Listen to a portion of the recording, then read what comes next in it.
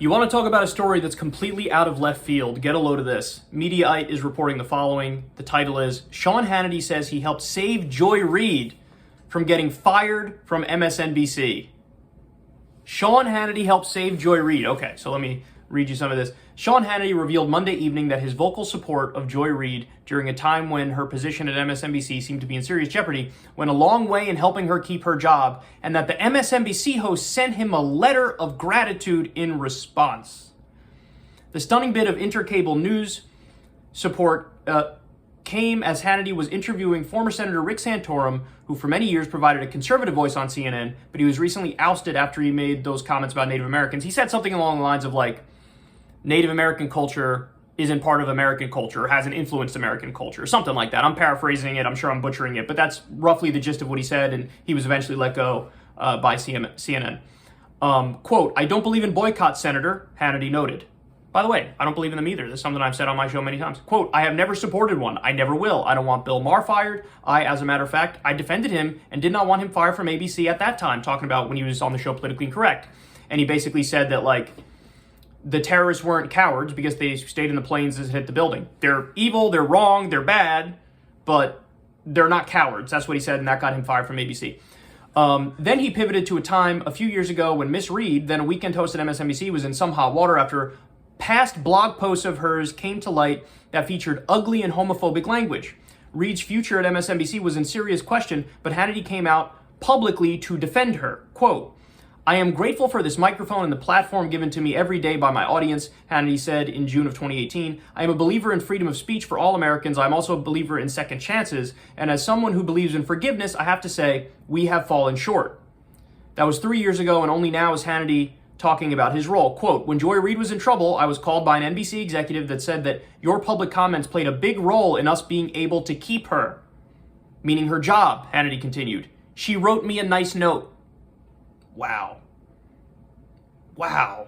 Hannity reiterated that he said in the past in that people can make mistakes and move on before returning to a familiar tune of lamenting what he sees as cancel culture. Okay, so let's talk about this a little bit. There's a number of angles to this that I find very interesting. The most interesting angle to me is that this is like elite media solidarity.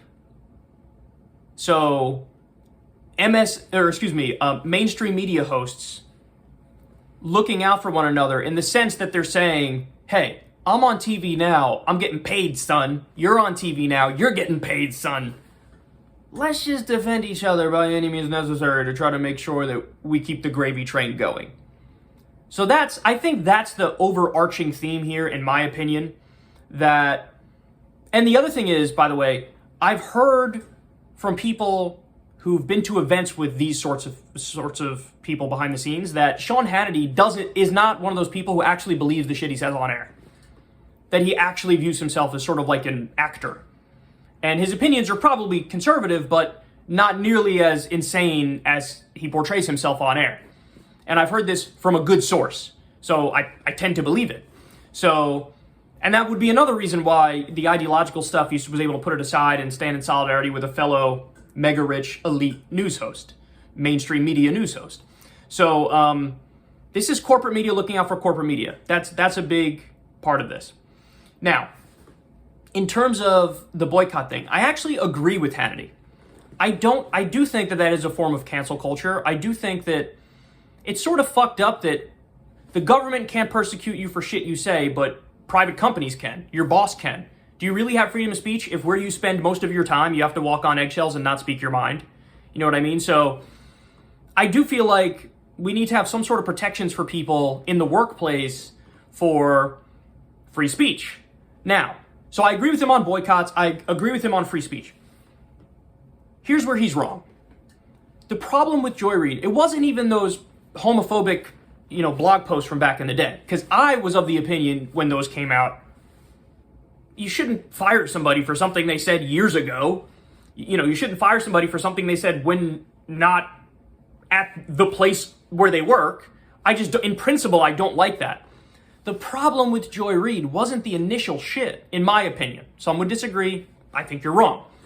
The problem was what happened after, where she flat out brazenly lied about it in front of the world. There had to be like, my stuff was hacked or whatever. The story came from like the Wayback Machine, which is you delete something, but there's a permanent record of it. So there were time-traveling people who hacked her blog and wrote those things all the way back. What the fuck are you talking? It's ridiculous. It was such a brazen lie that there would have had to be time travelers in order for it to be true. That was the problem with what Joy Reid did. That's the problem. And listen, I'm as big a believer in free speech as you could possibly fucking have.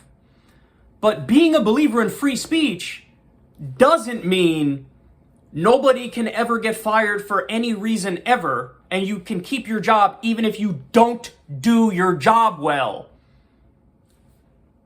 So if your job is the news, and you don't do the news, you're just a fucking liar, why should I let you keep that job?